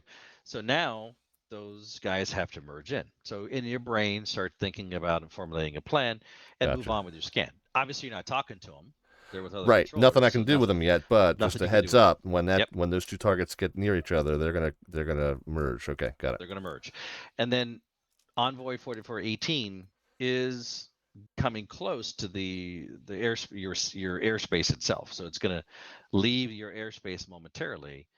You want to start the transfer, right? Gotcha. When you're in center between ZDC and ZTL, you want to do it like 40 miles from the border. Well, here in the TradeCon, 40 miles from the border doesn't make sense, right? Yeah. That's a little bit based on his track line. He's 1 minute from the border right now, basically like a minute and change. Yeah, exactly. He's about 6.5, 7 miles, or whatever it is. Yep. So you want to start transferring that person off to the next controller because you're not covering that sector. Gotcha. Okay, so that means, so it's F4. F4, and then the sector number, which is Jared's 19. Yep. And then click on him. Yep. Okay. And that'll go. Well, for me, whatever. Yeah, I have a custom color profile running, but yeah, so I know that that's the handoff color, and then it sounds like in my ear, it sounds like Jared just picked him up. There you go. So now you can kind of go, okay, now I'm going to come back to him in a second and go to your scan. So southwest for 3417, still climbing, right? The last time you looked at him, he was below 4,000. Now he's at 4,900, give or take. Yep. So he's still climbing. He's heading towards Terps. Everything's good there. Yep. Now move to the next sector, and that's kind of how you want to do this going forward, right? Gotcha. Okay, so the next is it looks like the next thing I have to do is now that hand up's been taken, is just give him that frequency change, and he's on 2545. Yep. So Envoy 4418, contact Washington Center 125.45 state. 12545. Good night, sir. And you don't have to wait until they're 10 miles from the border or 1 minute from the border. A good standard that I use is clear of conflict, right? Yeah. If they're not going to be anywhere near any other airplanes, you can send the tag. You don't. If somebody does that to you, which happens, you don't have to pick it up. If you're busy, I don't have time to talk to him right now, you can let it flash. It's not, it's not a huge deal. But they're saying, hey, he's clear of conflict. I don't need him anymore. Right. And get him over to that next frequency a little bit earlier, and that lets them plan too. So a lot of controllers will like that. So, but that's a good thing in your scan. That's something that if you have the time, you can do it. You can ship them. Then you don't have to worry about it. And so if you really get in somewhere where you're busy, it's already gone and it's already done, right? Gotcha. So. All right, sounds good. And then so you and that the same thing I guess applies in reverse. You got 3 of them flashing at me now. I don't have to click on all of them right now and accept them. I can do that one at a time if I'm like the center swamped in this down the case. tubes. Exactly, and that's key, right? To what Jared said. The center, who's ever controlling these aircraft, have said, "Yeah, I'm done talking to him. I don't need to talk to him anymore. I'm going to hand him off to you." Yeah. I tend to be fair, they might not have even done that to you on purpose. Like one of these is coming from New York, one of them's coming from Washington Center, and another one's coming from Potomac. So like it just might have happened that they're all 3 there. It's not right. Yeah, you know what exactly. I mean? It's not like they plan to do that to you. Usually, if I'm a controller, I'm going to feed you whatever I can, a little bit slower, also, just because I know. Sure. How that goes. Just because they're like, oh my God, this guy's on his first Potomac session, and he's exactly. 3 airplanes are going to send him into a tailspin. So exactly, we want to see that. We want to see the burning. And then Jared will be like, "Oh, is he streaming? All right, well, I'm sending all 3 of these at once." We could do that. Let's see. F4 1 Sierra. Boom. That's good. Yeah, The dot transfer alt. What are you talking the about? dot transfer. Do that was kind of. And so the other thing I tend to do a little bit sooner than I would normally would be a text pilot, right? Right. As a controller, you're going to get really busy and you're going to have a bunch of people to talk to, and then here comes that text pilot. Right. And you have to, I do at least, I have to mentally prepare myself. Okay, now I'm going to have to type a bunch of crap. So, it's just a way that I say, hey, give them a couple extra seconds to take a look at everything and make sure that everything's good. Okay, got it. Okay.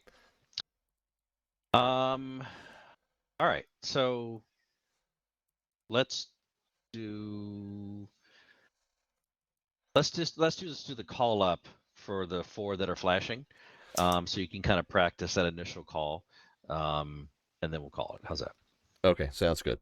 All right, and so that means though, like this is like where the part that I'm like struggling with right now is like, before I even accept. Like I'm clicking on him and I got to figure out like what is he doing so that I know what I'm giving him. And that's the part where I don't have yet. So he's on the skills, right? Sure. The brickyard up at the top. Well, when you accept him too, I think he's automatically aircraft selected. Is that right, John? I think so. Yeah. So it'll automatically show up at the bottom of your arrival departure window. Got it. Okay. So if I'm F3 and I click on him, there he is. Okay, so that means, so that does show, he's on the skills. I guess I can move this over to where I can see it better if I really need to. No, that's your airspace anyway, so who cares, right? Yeah, right, yeah, right. Okay, so that tells me he's on the skills too, and then that's a DCA arrival. But again, I'm struggling to then go back to like, okay, what do I give skills? It's the skills of descend via. Am I giving him a crossing? And I'm looking for the right page. You can look at the chart too. The skills and the clipper are both the same for you, for your purposes. Yeah. They arrive obviously different places or from different places, blah, blah, blah. But your command to them is the same. It's Baltimore at 10,000, speed 250. Got it. Okay. Or excuse me, speed 250. Skills and you said clipper? Yep, the clipper and the skills. And both of those come from New York, which makes it even easier because they're going to get 12,000 at either Trish or skills. Okay. And then you're just going to monitor them. Now, one thing that will happen a lot is that they obviously merge in Baltimore. So you're going to have to think about that too. Sometimes students get into tunnel vision and they're worried about their finals and they're worried about their aircraft and they're already given this guy 10,000 at Baltimore. Okay. Great, but if you have two people both arriving to Baltimore roughly the same time at 10,000, you're going to have a problem, right? Mm-hmm. So you have to think about speed, and sometimes you have to level off, and we get into all that later. But that's part of your scan. Right, and that's why it's so important. And you can issue them in stacks, right? You can issue one guy. You can issue the first guy 10 and the next guy 11. Well, you can, but you don't want to give another controller a stack. Right. But I mean, like, you can just do that for now. Just you can give me stacks. It's fine. Well, okay, no, but seriously, I can give him that just to avoid, putting two on a collision course. And then come back in my next scan around and realize I've done that, and then start issuing speed management or vectoring for spacing or whatever. Yeah, you can. I mean, the difference though is that you don't. Once they get to Baltimore, you're going to start handing them off to Mount Vernon or whoever's covering Mount Vernon. So you don't have a lot of room to work at that point. So really, so at that point, you kind of want to have already kind of glanced and seen that you have that coming. Correct. And already kind of slowed one down, and you have figured out sequencing in your mind and be ready to issue it before they pop up on your handoff. Yeah, and as you know, descending and slowing down are kind of difficult sometimes, right? So you can always have them level off at 11,000, reduce speed 210, then cross Baltimore at 10,000. Gotcha. Okay, and then the last thing I guess I need to know is for skills and Clipper. So cross or keep this in your mind: turns for spacing, speed to maintain it. Gotcha. So skills and Clipper, cross Baltimore out and maintain 10,000, speed 250 knots, and then Washington landing south. Yep. Okay. And that's important because they're going to have to transition up through NAES or high tech. Right. And then altimeter. Yep.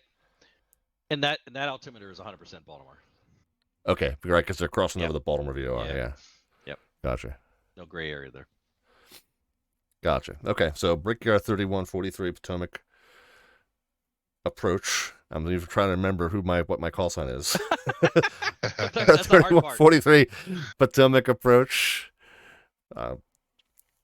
Cross Baltimore at and maintain 10,000.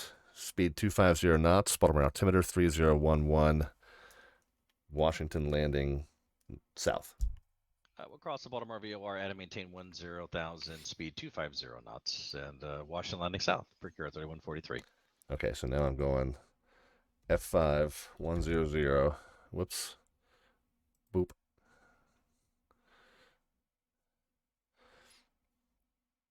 Yeah, so you can already see that there's a lot of airspace management that goes into this. Yeah. And you over time, you will get your flow down, right? So a lot of times I pick them up, and if I'm really, really busy, I'll pick them up and change the cruise altitude, knowing that when I talk to them, I'm going to give them cross, because that with skills and Clipper, it's just at this point it's kind of routine, right? When you first start training, do it after you talk to them, just as like a check in your brain. But as you get more and more experience in it, you can kind of go, I'm going to give him 10,000 at Baltimore anyway. I pick up the tag, I change the cruise altitude, and then I move on. Yeah, that makes sense. Because I'm still struggling. Like as soon as I click on him, I'm like, okay, he's on the Clipper. What does he get? Okay, so he gets that same thing. And so now that's like, I'm almost like tempted to kind of measure the distance. He's 54 miles. He's 60 miles. Okay, so he's gonna basically come in after Brickyard. Yeah. But yeah. So all right. So one thing you can do, pick up American for me. Yeah. So and I forget the key command for this, but if you right click, you can, and obviously you're not going to want to do this all the time, but you can right click the person, and I forget what it is to do it with the key command, but right click and say set anchor. And then Shift F1. Shift F1. Thank you. And a little thing comes up and put Baltimore. Yeah. Okay. So that gives me the remaining mileage. Gives you the remaining mileage and the time. Now, the time is based on obviously the current ground speed, and if it starts to slow down, it expands out. But all things being equal, you can then do that to Brickyard, and I'll do it with you. Yep. So Brickyard, as it is now, right? They're going 340 versus 320. He's supposed to be there, even though it may look like to you initially that American's closer to Baltimore than Brickyard is. Looking at it, because it's just, our brain sometimes looks that way, and it's fine, but it's not, right? So if you look at the time and speed and everything else, Brickyard is supposed to be there before American is by a minute and something. He's 20 knots faster. Yeah. Gotcha. Now they will slow down, obviously, right? Right. They should slow down. And they may or may not slow down at the same rate. They may or may not, and they won't. They never do. So especially on VATSIM. Especially on VATSIM. But having that anchor, while it's annoying, and you can definitely turn it off and on, it's definitely while you're training, because sometimes seeing the speed is sometimes hard for your brain to process when you're looking at the entire screen. That 320 means what to me, right? I know it's 320 over the ground, but does that mean that he's going to get there sooner? And it's kind of just over time. The anchor is kind of a cool tool. Gotcha. Potomac approach. Good evening, American 427.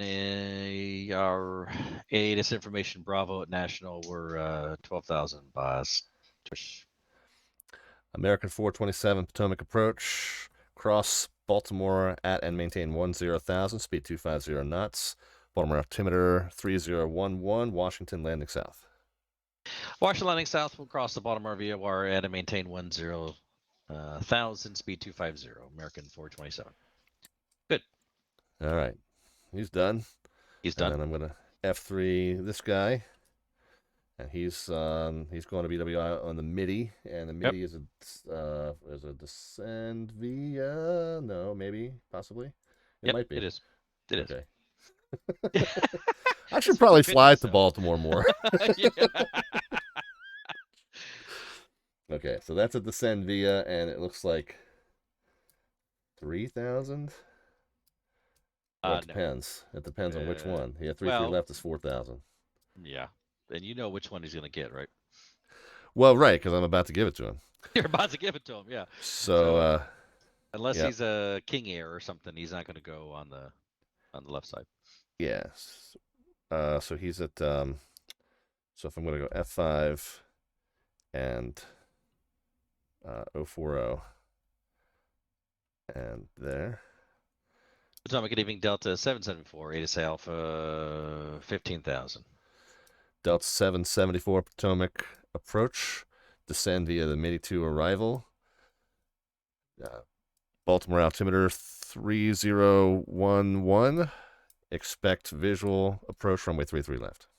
Okay, we'll descend via the MIDI, expect visual 33 left approach, and copy the altimeter, Delta 774. All right, so MIDI is a descend via. And okay, got it. And the last one. Last one is that southwest down there. So let's go say hello to him. He's on the Raven 6. I know that's a descend via the 6,000. Yep. So what does that tell you? If when you look at that hard altitude, and that's one of the reasons why we do it. If you look at that hard altitude, I, as the other controller, have given that guy. Oh, he's already got the descend via, right? Got the descend via. So you don't have to reiterate it. If you do, it's not the end of the world. You're not going to fail an OTS because of it, but you don't have to. And you'll start to learn very quickly the least amount of radio transmissions, especially when you want someone to shut up because you got to go tell somebody else something to do like right now. The last thing you want to do is waste 10 seconds. Oh, yeah. Well, I already know that from 3 years of power. Very right foxtrot ground point 7. How many times have you said that in your career? Okay, so he doesn't get the descend via. So, and does he already get the He's already got the runway. Well, if he's got the descend via, he's already got the runway assignment. No, Yes. no, because the other controllers, similar to what you do at national, you don't want to assign the runway.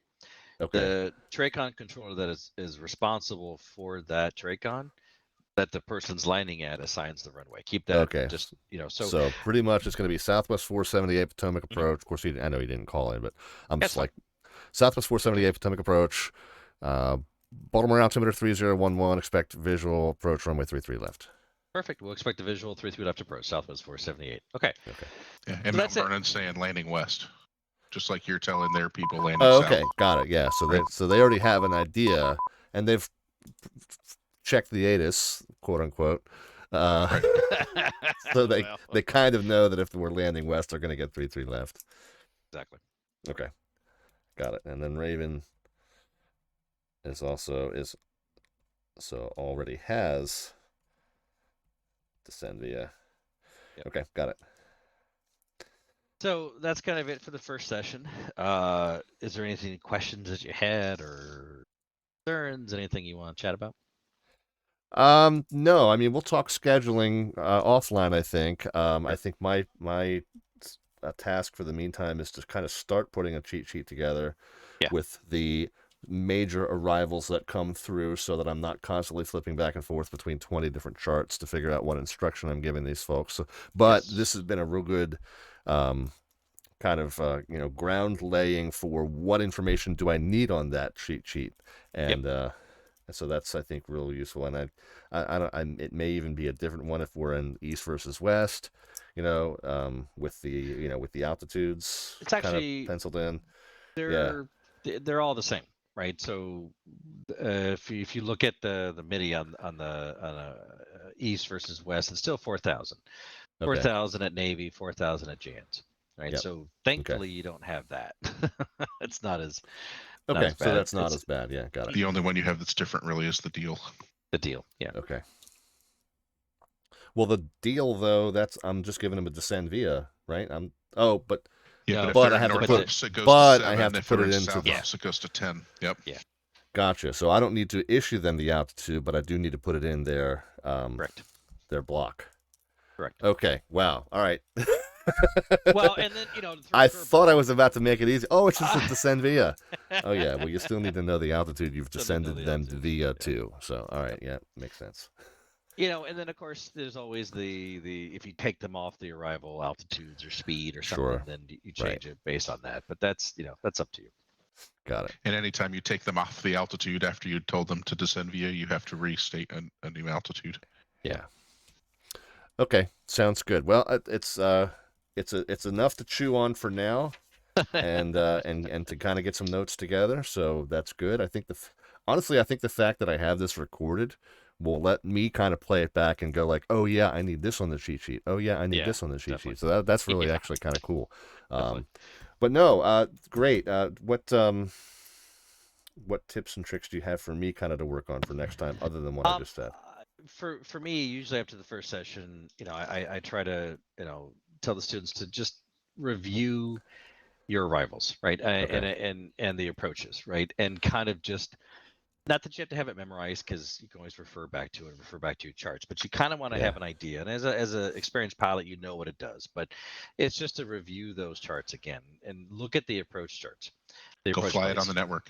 And go fly the network, Yeah. That's always a good way, just that way you're looking at it from the pilot's view, If you haven't been in on the Anthem lately, or the skills is one that isn't used often. That's a good way to get familiar. Very good. All right, guys. Well, that's awesome, and I thank you so much for the lesson. I really appreciate you allowing me to stream this. I don't know, we didn't see a whole lot of interaction in the chat, but I had a big thing on the screen that said I'm not going to interact with chat. So I think maybe they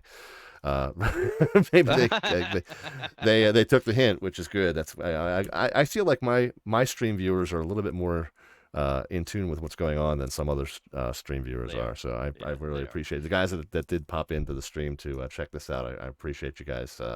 Yeah, I just shut up and listened, says ST. And that's what most people seemed like they did. So yeah, very cool. So I'm going to cut you guys loose, and thank you again for your time, John. I know you've got some personal plans going on tonight, so I appreciate you taking your time out to do this. Jared, of course, always great to work with you. And we'll go ahead and cut you guys out. I'll give a little bit of an outro to the stream. I was going to maybe just jump on and do some tower control, but my brain's a little bit fried right now, actually. So. I didn't want to say whiskey that earlier, helps. but Yeah, whiskey helps. I think in my case, maybe some mixture-enriched Red Bull. So I think you might need it. Yeah. So I'm gonna kind of wrap this up for tonight, and maybe but also while I'm fresh in my mind, take this page of notes and start figuring out what my cheat sheet is going to look like. So. Yeah. Oh, I see it in the stream. Yeah, that's the formulation of it. The other thing that I would do is to look at SkyVector and compare that into your TRACON and look at the satellite fields, because the next session is going to be introduction to satellite fields. Yeah, good question. So I'm looking at kind of like the TRACON boundaries here, and I think I got all the major deltas at least. Is Martinsburg in there? Or wait a minute, what's this one up here? So I'm trying to figure out. So this one's Frederick. Yeah, that's this one's Martinsburg out here, right? Or what's this one up to the north? Well, wait a minute. Martinsburg. The one in the triangle is Frederick. Turn on the viewer names. KFDK. So that's Frederick. I knew that one. And then find KMRB is that one. Okay, so what's the one to the north then? Is that like Chambersburg? What's up there? I don't even know. Hagerstown. Oh, Hagerstown. Yeah, there it is. So .find KHGR. Yeah, okay. So is Hagerstown within the TRACON, or is it looks like it's outside the boundaries? It's outside your TRACON. But Martinsburg is in Chesapeake. It is, but you have to look at the SOP. Okay. Yeah, what's your airspace there? What's your airspace there? Good question. Hang on. It's this blue line here. Page 10. Am I looking at? No, okay. Page 10. I got to go back. Oh, okay. So at that point, it's like, 11,000 and up. So no, it's not. 3,000. 3,000 at Frederick. Martinsburg. Sorry, yeah. Martinsburg, it's like 11,000 and up, basically, anywhere in that vicinity. So the Frederick one is a little bit hard to read. It says at or below 3,000 there, but you also own 11 to 17 there. So in between that is where the hyper arrivals come, and those are going to Dulles. And so they carved out a piece of your airspace, and Shenandoah owns between 3,000 to 11 or 10,000 pretty much there. Okay. And so you own above and beyond, and there's some coordination that has to happen between if you have someone departing IFR at Frederick. Oh, okay. Makes sense. Because Shenandoah has to get involved there also. Yeah. No, okay. Got it. Okay, so Martinsburg's not one of mine. Way more than you need to know. Yeah. Well, no, but that's that's good information though. Where I know that some of the stuff that we touched on tonight is kind of stepping ahead, but no, certainly I feel.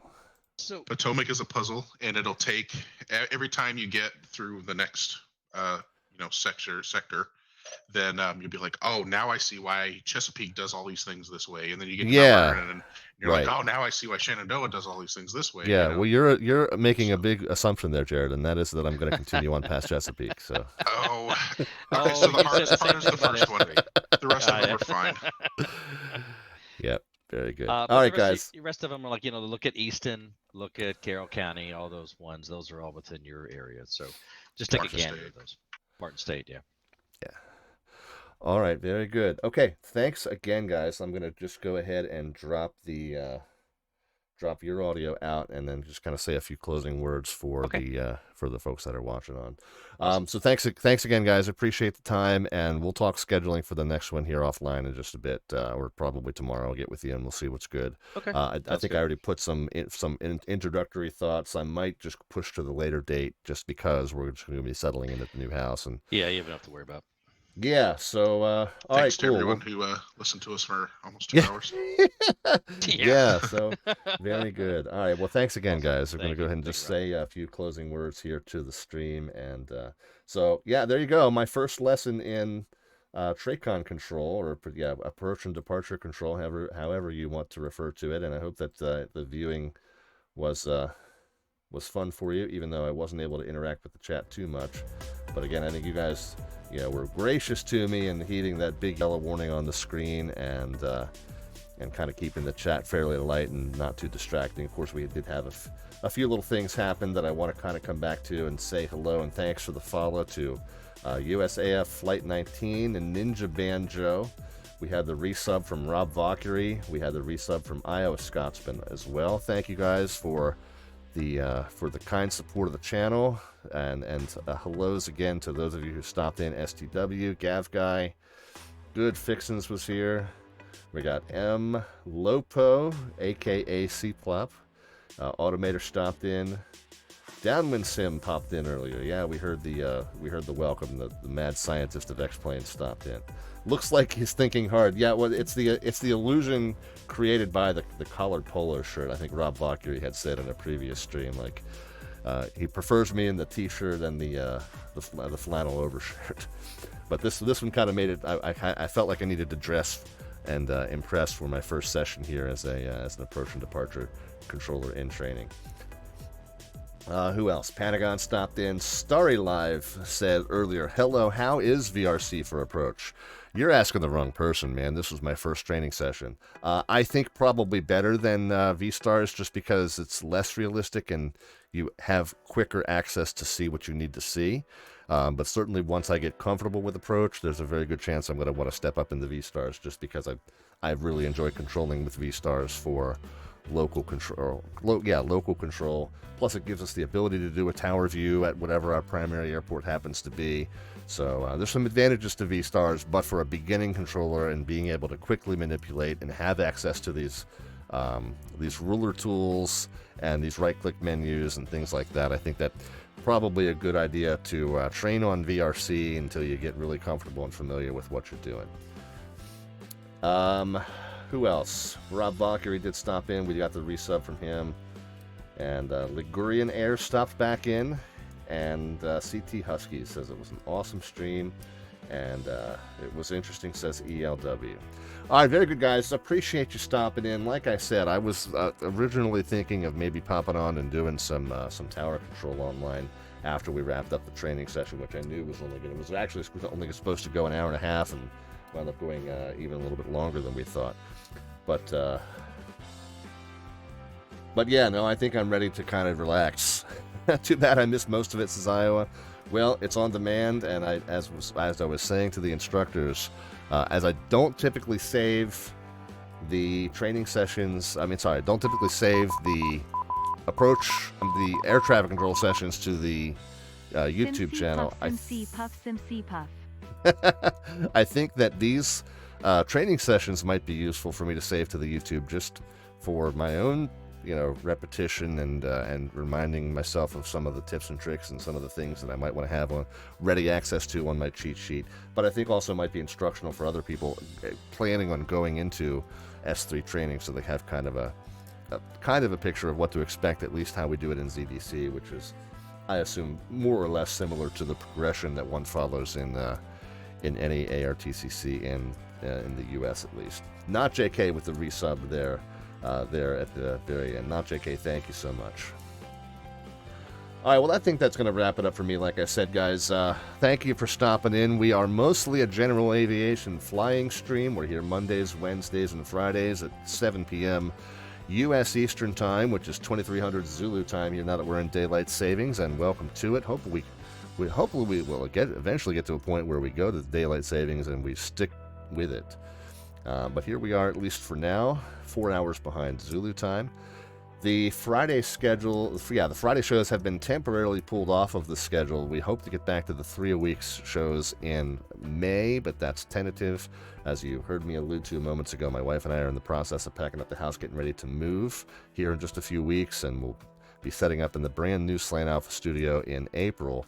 And then if things settle in, not only with the house, but with the new job that I'll be starting next month, then we'll hope to get back to that 3-week schedule starting in May. But Mondays and Wednesdays, at least, in the meantime, 7 p.m. U.S. Eastern Time, 2300 Zulu Time going forward.